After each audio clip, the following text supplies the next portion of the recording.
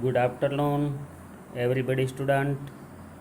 ભરતભાઈ વ્યાસના જય શ્રી કૃષ્ણ, જય માતાજી. આજે આપણે અર્થશાસ્ત્રનો લેસન 15 આર્થિક વિકાસ એનું અધ્યયન કરવાનું છે. આર્થિક વિકાસ સામાજિક, આર્થિક, રાજનૈતિક, સાંસ્કૃતિક, શારીરિક, માનસિક એના પાયામાં છે આર્થિક વિકાસ. તો આર્થિક વિકાસ વિશે આપણે ભણવાનું છે. આપણે સમાજમાં, દેશમાં જોઈએ છીએ તો પ્રત્યેક વ્યક્તિની સવાર અલગ અલગ છે. અમુક વર્ગ એવો છે કે જે સવારમાં વહેલો બિચારો 5 વાગે ઊભો થાય છે અને પથારીમાંથી ઉઠ્યા પછી toilet to bathroom, bathroom to kitchen, kitchen to tiffin, tiffin to પકડીંગ ભાગીંગ, ટ્રેન, ઓફિસ, સખત હાડમારી વચ્ચે સખત પરિશ્રમ કરીને સાંજના 11 વાગે ઘરે પરત આવે છે. એના માટે આરામ એ કલ્પનાનો વિષય, એ આરામ કરી શકતા નથી. જ્યારે અમુક વર્ગ એવો છે કે એકદમ સુખ સાહેબી, ભૌતિક સુવિધાઓથી ભરપૂર એનું જીવન. સવારમાં ઊભા થયા પછી જીમ, કસરતો, પૌષ્ટિક નાસ્તાઓ, ફેસિલિટીઓ, 11 વાગે પોતાની એસી ફોર વ્હીલની અંદર ઓફિસે જાય છે, એસી ઓફિસની અંદર બેસે છે અને ભૌતિક સુખથી એનું જીવન ભરપૂર હોય છે. જ્યારે કેટલાક જીવન અસ્તિત્વ ટકાવવા માટે સંઘર્ષ કરે છે. ગરીબો માટે આરામ એ કલ્પનાનો વિષય છે. તો પ્રશ્ન થાય છે કે આ સ્થિતિ ક્યાં સુધી રહેશે? આવી સ્થિતિમાંથી કોઈ બહાર નીકળવાનો રસ્તો છે? તો એનો જવાબ આપણી પાસે છે આર્થિક વિકાસ. આર્થિક વિકાસ એ આ સ્થિતિમાંથી બહાર નીકળવાનો એક માર્ગ છે. આપણને પ્રશ્ન થાય, આર્થિક વિકાસ કોને કહેવાય? આર્થિક વિકાસ એટલે શું? તો આર્થિક વિકાસની વ્યાખ્યા જોઈએ. આર્થિક વિકાસ એટલે, આર્થિક વિકાસની વ્યાખ્યામાં 3 શબ્દ યાદ રાખો: રાષ્ટ્રીય આવક, માથાદીઠ આવક અને જીવન ધોરણ. આ 3 બાબતો. આજે દરેક દેશ વિકાસ માટે પ્રયત્ન કરે છે. અને વિકાસ કોને કહેવાય? વિકાસ ખાલી પૈસાથી માપવામાં આવે, ભૌતિક સુવિધાઓથી માપવામાં આવે છે? ના. આલિશાન મોટો બંગલો હોય, 4 વ્હીલ હોય, આર્થિક રીતે વિકાસ થયેલું ફેમિલી હોય, પણ એનામાં જો સામાજિક વિકાસ ન થયો હોય, સામાજિક પરિવર્તન ન આવ્યું હોય, તો એ વિકાસ નથી. સામાજિક પરિવર્તન એટલે એની જૂની રૂઢિઓ, જૂની પરંપરા, ટેવ, એમાં સતત એ છોડ્યું ન હોય, સામાજિક પરિવર્તન ન આવ્યું હોય, તો આર્થિક વિકાસ નથી. કેમ? તો કે વિકાસ એ માત્ર આર્થિક નહીં, પણ અનેક પાસા ધરાવતી સામાજિક પરિવર્તનની પ્રક્રિયા છે. પૈસો આવે એટલે આપમેળે સામાજિક પરિવર્તન આવે, રહેણીકરણીમાં પરિવર્તન આવે, ભાષા, બોલી, ચાલી, રીતભાત બધું વ્યક્તિનું બદલી જાય. સામાજિક પરિવર્તન, પોશાકમાં પરિવર્તન આવે, ખાણીપીણીમાં પરિવર્તન આવે, જાહો જલાલી, રીતભાત, આ બધી બાબતોમાં પરિવર્તન આવે. અને એવું પરિવર્તન આવે તો જ વિકાસ કહેવાય. આપણે આર્થિક વિકાસની વ્યાખ્યા જોઈએ. તો આર્થિક વિકાસમાં મેં તમને કહ્યું એમ 3 શબ્દ આવે. એક તો રાષ્ટ્રીય આવક, માથાદીઠ આવક અને જીવન ધોરણ. રાષ્ટ્રીય આવક, કોઈ પણ દેશની રાષ્ટ્રીય આવકમાં વધારો થતો હોય, માથાદીઠ આવકમાં વધારો થતો હોય અને જીવન ધોરણમાં સુધારો થતો હોય, તો એને આર્થિક વિકાસ કહેવાય છે. વ્યાખ્યા એકદમ સહેલી: રાષ્ટ્રીય આવકમાં વધારો, માથાદીઠ આવકમાં વધારો અને જીવન ધોરણમાં સુધારો. તો આપણને પ્રશ્ન થાય કે રાષ્ટ્રીય આવક કોને કહેવાય? રાષ્ટ્રીય આવક એટલે દેશના કુલ લોકો, જે દેશની કુલ વસ્તી છે, દેશના લોકોની કુલ આવકનો સરવાળો એને રાષ્ટ્રીય આવક કહે છે. દેશના લોકોની કુલ આવક એટલે રાષ્ટ્રીય આવક. તો માથાદીઠ આવક કોને કહેવાય? હવે ખ્યાલ આવી ગયો હશે કે રાષ્ટ્રીય આવકને દેશની કુલ વસ્તી વડે ભાગતા મળતી આવક માથાદીઠ આવક કહેવાય.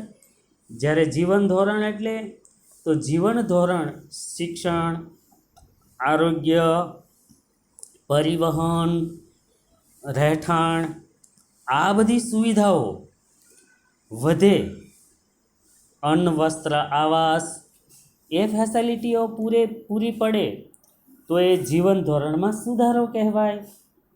તો આપણી પાસે વ્યાખ્યા: કોઈ પણ દેશની રાષ્ટ્રીય આવકમાં વધારો, માથાદીઠ આવકમાં વધારો અને જીવન ધોરણમાં સુધારો થતો હોય તો દેશનો આર્થિક વિકાસ થાય છે એમ કહેવાય. તો અહીંયા જો લખ્યું છે, દેશની કુલ આવકને રાષ્ટ્રીય આવક કહે છે. દેશની કુલ આવક રાષ્ટ્રીય આવક કહેવાય. રાષ્ટ્રીય આવકને વસ્તી વડે ભાગતા મળતી આવક માથાદીઠ આવક છે. અને જીવન ધોરણમાં કઈ કઈ બાબતોનો સમાવેશ થાય? જીવન ધોરણમાં અન્ન, વસ્ત્ર, આવાસ, શિક્ષણ, આરોગ્ય, વાહન વ્યવહાર આ ફેસિલિટી. તો આપણે તપાસીએ, આપણા દેશમાં રાષ્ટ્રીય આવકમાં વધારો થયો છે? હા. કેમ? તો કે 2011-12માં આપણી રાષ્ટ્રીય આવક 87.36 કરોડ હતી, તે વધીને 15-16માં 135.67 કરોડ થઈ. મીન્સ કે દેશની રાષ્ટ્રીય આવકમાં વધારો થયો. માથાદીઠ આવક, તો માથાદીઠ આવક પણ વધી. માથાદીઠ આવક 1951માં આઝાદી સમયે આપણી માથાદીઠ આવક 255 રૂપિયા હતી, તે વધીને 16,500 થઈ. આમ માથાદીઠ આવક પણ વધે છે. અન્ન, વસ્ત્ર, આવાસની જરૂરિયાતો દેશમાં સંતોષાય, શાળાઓનું પ્રમાણ વધ્યું, દવાખાનાઓ વધ્યા, વાહન વ્યવહાર વધ્યો. આથી કહી શકાય કે ભારતમાં રાષ્ટ્રીય આવક એ વધી, માથાદીઠ આવક વધી, સુવિધાઓ વધી, જરૂરિયાતો દેશના લોકો સંતોષી શકે છે. આથી કહી શકાય કે ભારતમાં આર્થિક વિકાસ થાય છે. ફરીવાર, આર્થિક વિકાસ કોને કહેવાય? દેશની રાષ્ટ્રીય આવકમાં વધારો, માથાદીઠ આવકમાં વધારો અને જીવન ધોરણમાં સુધારો થતો હોય તેને આર્થિક વિકાસ કહે છે. રાષ્ટ્રીય આવક એટલે દેશના લોકોની કુલ આવક. માથાદીઠ આવક એટલે રાષ્ટ્રીય આવકને કુલ વસ્તી વડે ભાગતા મળતી સરેરાશ આવક, એને માથાદીઠ આવક કહેવાય. જીવન ધોરણમાં કઈ બાબત? તો કે શિક્ષણ, આરોગ્ય, પરિવહન, અન્ન, વસ્ત્ર, આવાસ આ સુવિધાઓ વધે. અહીંયા આપણી પાસે બે શબ્દ આવે છે. આગળનો પ્રશ્ન, આર્થિક વૃદ્ધિ અને આર્થિક વિકાસનો તફાવત આપો. આર્થિક વૃદ્ધિ અને આર્થિક વિકાસનો તફાવત એ 3 રીતે તફાવત પડે છે. 3. વિકાસની પ્રક્રિયાને આધારે. આર્થિક વૃદ્ધિ એ પરિમાણાત્મક ફેરફાર છે. આર્થિક વૃદ્ધિ અને આર્થિક વિકાસનો તફાવત. પહેલાં બે શબ્દ સમજી લઈએ. આર્થિક વૃદ્ધિ એટલે માત્ર રાષ્ટ્રીય આવકમાં વધારો. જે દેશમાં રાષ્ટ્રીય આવકમાં વધારો થતો હોય તેને આર્થિક વૃદ્ધિ કહેવાય. જ્યારે આર્થિક વિકાસ એટલે રાષ્ટ્રીય આવક વધે, પરિણામે જીવન ધોરણ સુધરે, ફેસિલિટીઓ વધે, દેશમાં શિક્ષણ વધે, આરોગ્ય સુધરે, ઉપરાંત પરિવહનની સુવિધાઓ, સંદેશા વ્યવહારની સુવિધાઓ આ બધું જે વધે એ આર્થિક વિકાસ છે. તો વિકાસની પ્રક્રિયાને આધારે તપાસીએ. આર્થિક વિકાસની પ્રક્રિયાને આધારે આર્થિક વૃદ્ધિ એ પરિમાણાત્મક ફેરફાર છે. કેમ? તો કે આર્થિક વૃદ્ધિ મેં તમને કહ્યું રાષ્ટ્રીય આવકમાં વધારો, દેશના લોકોની કુલ આવકમાં વધારો, એને શું કહેવાય? આર્થિક વૃદ્ધિ. તો એ કેવો ફેરફાર છે? ગયા વર્ષે માનો કે આપણી જે રાષ્ટ્રીય આવક હતી એ 10% વધી તો માપી શકાય. આર્થિક વૃદ્ધિને આંકડામાં બતાવી શકાય. જે બાબત આંકડામાં બતાવી શકાય એને પરિમાણાત્મક ફેરફાર કહેવાય. એટલે આર્થિક વૃદ્ધિ એ પરિમાણાત્મક ફેરફાર છે. આર્થિક વિકાસ એ આંકડામાં બતાવી શકાતો નથી કે ભાઈ જ્ઞાન કેટલા ટકા જ્ઞાન વધ્યું, કેટલા ટકા સામાજિક પરિવર્તન થયું, રૂઢિ પરંપરાઓ કેટલા ટકા છૂટી, એવું આપણે કહી શકતા નથી. એ વ્યક્તિની રીતભાત ઉપરથી ખબર પડે. એટલે એ આંકડામાં આર્થિક વિકાસ બતાવી શકાતો નથી, એ પરિવર્તન છે. તો વિકાસની પ્રક્રિયાને આધારે આર્થિક વૃદ્ધિ એ પરિમાણાત્મક ફેરફાર છે, જ્યારે આર્થિક વિકાસ એ ગુણાત્મક ફેરફાર છે. આર્થિક વૃદ્ધિ એ આર્થિક વિકાસ પછીની પ્રક્રિયા છે. આર્થિક વૃદ્ધિ એ આર્થિક વિકાસ પછીની પ્રક્રિયા છે. કેમ કે દેશમાં શિક્ષણનો વ્યાપ વધે, તંદુરસ્ત લોકો જીવન જીવે તો આપમેળે એ કહી શકાય કે ઉત્પાદન પ્રવૃત્તિમાં ધ્યાન આપશે, કમાઈ શકશે, તો એની જાતે દેશની રાષ્ટ્રીય આવક વધવાની છે. એટલે અર્થશાસ્ત્ર એમ કહે છે કે રાષ્ટ્રીય આવક વધે છે કે નહીં એ જુઓ, એ નહીં જુઓ, પણ આર્થિક વિકાસ પ્રત્યે ધ્યાન આપો. સારી ફેસિલિટી આપો, પૌષ્ટિક આહાર આપો, સુવિધાવાળું રહેઠાણ પૂરું પાડો, તો આપમેળે રાષ્ટ્રીય આવક વધશે. એટલે આર્થિક વૃદ્ધિ એ આર્થિક વિકાસ પછીની અવસ્થા છે. તો પહેલો ટોપિક આર્થિક વૃદ્ધિ અને આર્થિક વિકાસના તફાવતનો જોયો. વિકાસની પ્રક્રિયાને આધારે આર્થિક વૃદ્ધિ એ પરિમાણાત્મક ફેરફાર છે, જ્યારે આર્થિક વિકાસ એ ગુણાત્મક ફેરફાર. આર્થિક વૃદ્ધિ એ આર્થિક વિકાસ પછીની અવસ્થા છે. આ ટોપિક જોયા પછી અર્થતંત્રના પરિવર્તનને આધારે તફાવત. અર્થતંત્રના પરિવર્તનને આધારે આર્થિક વૃદ્ધિ અને આર્થિક વિકાસ તપાસીએ. મેં તમને પહેલાં કહ્યું કે આર્થિક વૃદ્ધિને માપી શકાય. રાષ્ટ્રીય આવકમાં વધારો, જો કે રાષ્ટ્રીય આવકમાં વધારો બેવમાં આવે, આર્થિક વૃદ્ધિમાંય રાષ્ટ્રીય આવકમાં વધારો આવે, આર્થિક વિકાસમાં પણ આવે. જ્યારે આર્થિક વિકાસમાં પ્લસ જીવન ધોરણમાં સુધારો આવે. તો જુઓ, ખેડાણલાયક જમીન વધે અને ઉત્પાદન વધે તો એ આર્થિક વૃદ્ધિ છે. માનો કે 10 વીઘા જમીનની અંદર 500 ક્વિન્ટલ ઘઉંનું ઉત્પાદન થાય છે. 10 વીઘા જમીન છે, એને બદલે 12 વીઘા જમીનમાં વાવેતર કરવામાં આવે તો 500 ક્વિન્ટલનું 600 ક્વિન્ટલ ઘઉંનું ઉત્પાદન થાય તો એ આર્થિક વૃદ્ધિ છે. કેમ? તો કે ખેડાણલાયક જમીન વધી એટલે ઉત્પાદન વધ્યું. સ્વાભાવિક છે, તમે કોઈ નવી સાધન, નવા બીજ કંઈ નહીં, જે પદ્ધતિથી ખેતી કરો છો એ જ પદ્ધતિ, પણ ખેડાણલાયક જમીન વધી, જમીનમાં વધારો થયો અને ખેત ઉત્પાદન વધે તો એ આર્થિક વૃદ્ધિ છે. જ્યારે આર્થિક વિકાસ, તો આર્થિક વિકાસ એ ખેડાણલાયક જમીન વધે નહીં, જમીન છે એટલી ને એટલી જ રહે. બરાબર, 10 વીઘા તો 10 વીઘામાં જ ઘઉંનું વાવેતર થાય, પણ શું થાય?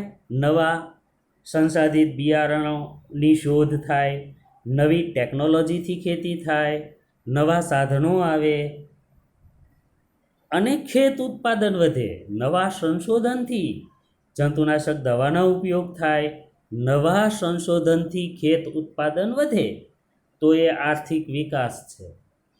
જો જમીનનું પ્રમાણ વધે તો આર્થિક વૃદ્ધિ, અને જમીનનું પ્રમાણ વધાર્યા વિના નવી ટેકનોલોજીથી ખેત ઉત્પાદન વધે તો એ આર્થિક વિકાસ છે.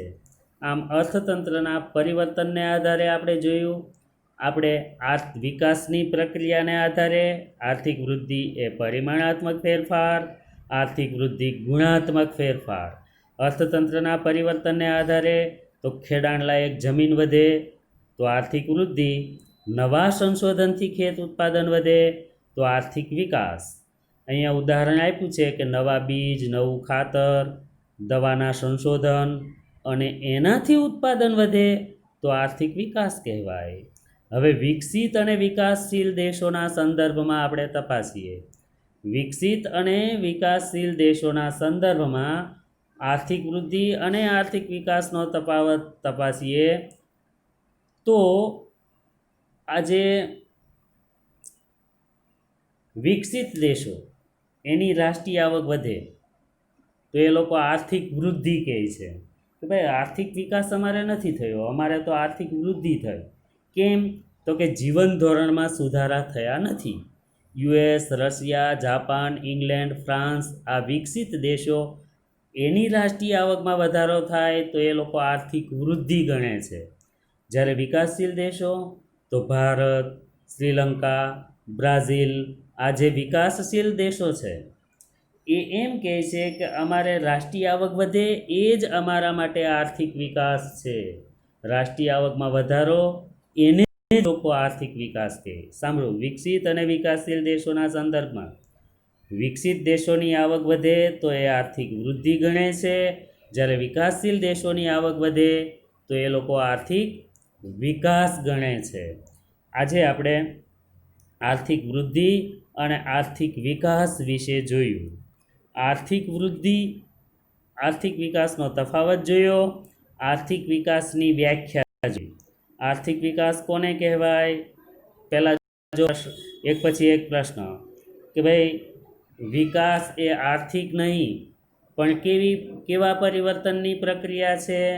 તો વિકાસ માત્ર આર્થિક નહીં પણ સામાજિક પરિવર્તનની પ્રક્રિયા છે.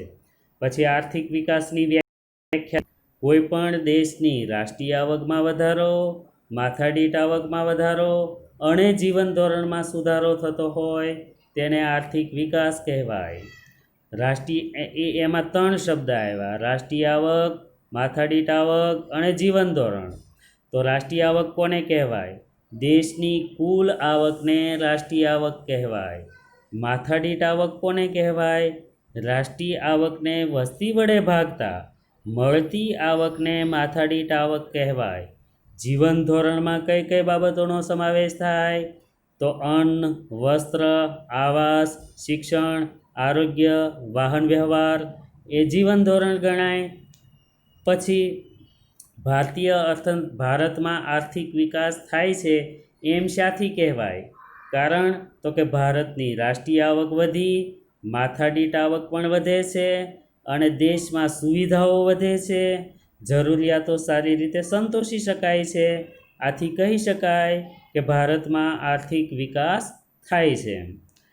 પછીનો પોઈન્ટ આપણે જોયો, આર્થિક વૃદ્ધિ અને આર્થિક વિકાસનો તફાવત આપો. એમાં